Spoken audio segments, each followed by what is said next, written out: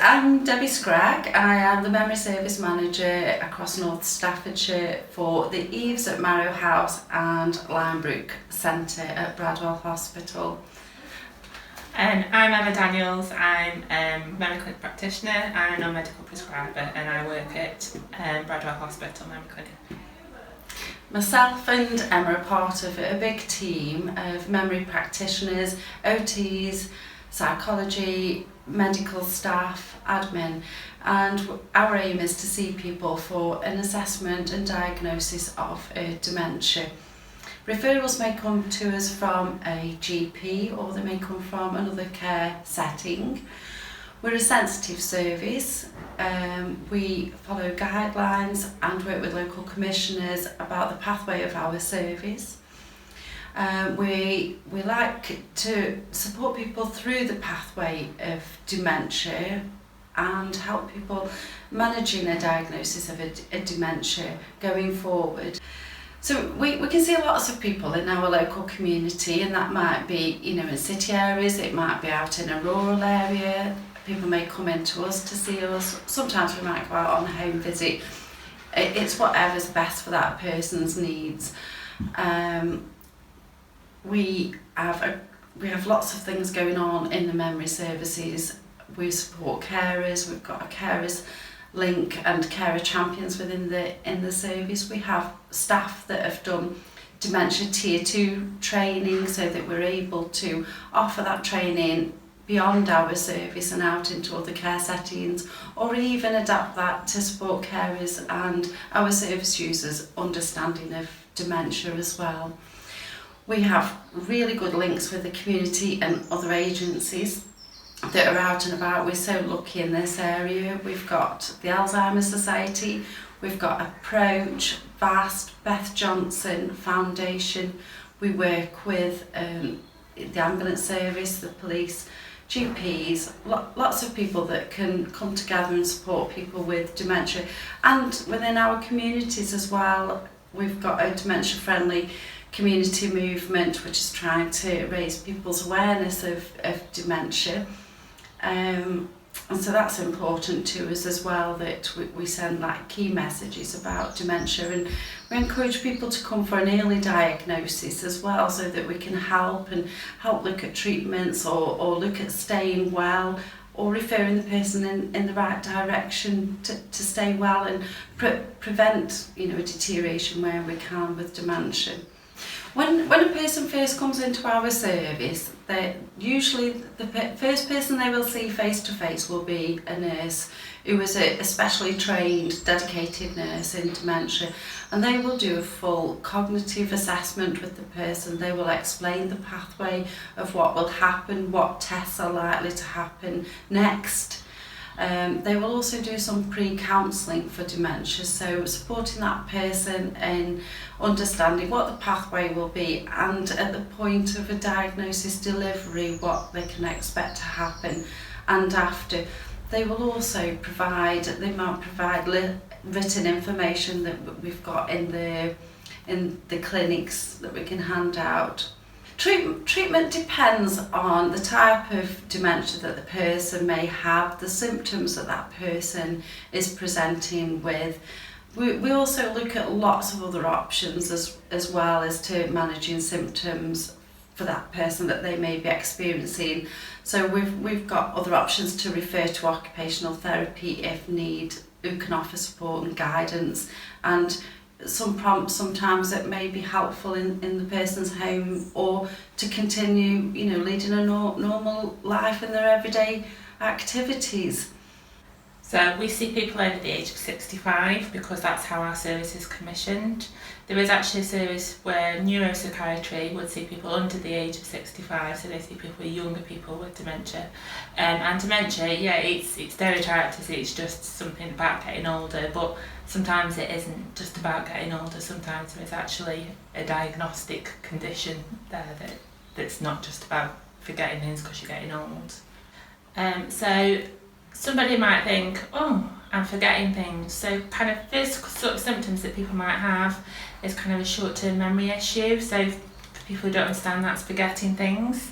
And it's not just forgetting things just, oh, I've forgotten what I went into a room for or something like that. It tends to be a very immediate short-term memory, so somebody may forget what they did yesterday, what they had for dinner yesterday, or they might forget that they've been out to the shops the day before.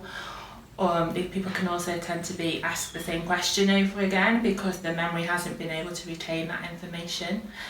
They also may start to struggle with their activities of daily living, so they may struggle to go shopping, they may struggle to be able to deal with the money, they may struggle to recognise what money means, they may not be able to wash and dress themselves okay, they may have trouble putting the clothes on in the right order, they might have trouble with cooking, again putting things in the right order, they might forget about things on the stove and they might burn things. But we have to put all of these things into context. Just if they happen once, then it's the one, it could happen to any of us once. It's kind of a consistent, repetitive picture that tends to happen. We tend to expect for this service that there's at least a 6-month progression of a memory problem, and it tends to deteriorate over a period of time. Sometimes it can be progressive, which tends to happen with Alzheimer's disease, progressive slowly over a period of time, or it can be like quite a rapid, like a stepwise progression, which isn't Alzheimer's, that's another form of dementia. So Alzheimer's disease is a slow progressive illness over time, so it's like a bell-shaped curve, so it goes like that, and then somebody's there and then it deteriorates down like that. And it's about the brain, and what happens over time is what's called atrophy. So in the brain, an atrophy is basically essentially it's shrinkage, or we like to say the brain's a little bit smaller, or our doctor refers to it as not as plump, because that's a bit nicer rather than saying about shrinkage, really. So that's tended in a very simple way. That tends to be what happens. You can talk about plaques and tangles and things in the brain, but that's a bit complicated, and it's better just to say essentially what's happening simply in the brain, because that's easier to understand.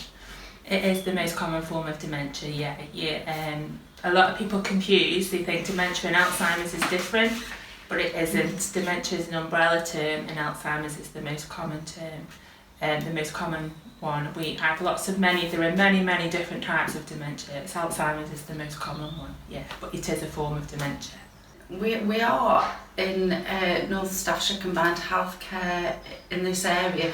We do have some of the highest diagnostic rates across the country. With families and carers?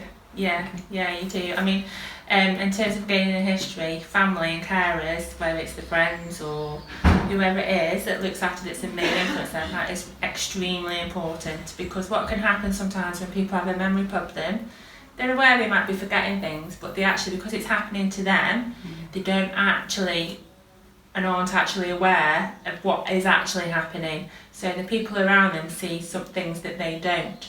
And also what happens with the memory problem is you don't always have insight into how your memory is affecting you and that the risks it may be placing you at. So it's really important when we get a good family history from the family, but also in the opposite effect as well, it helps in terms of a diagnosis or not giving a diagnosis, because the family obviously can say, well, no, if a doctor refers, they can say, no, there's no problems with any memory, So, essentially, conversely, it's either helps giving a diagnosis or it doesn't, Yeah, I think if you are worried or concerned or notice changes, I think in the first instance it's best talking to a GP who will make a referral to ourselves if needed.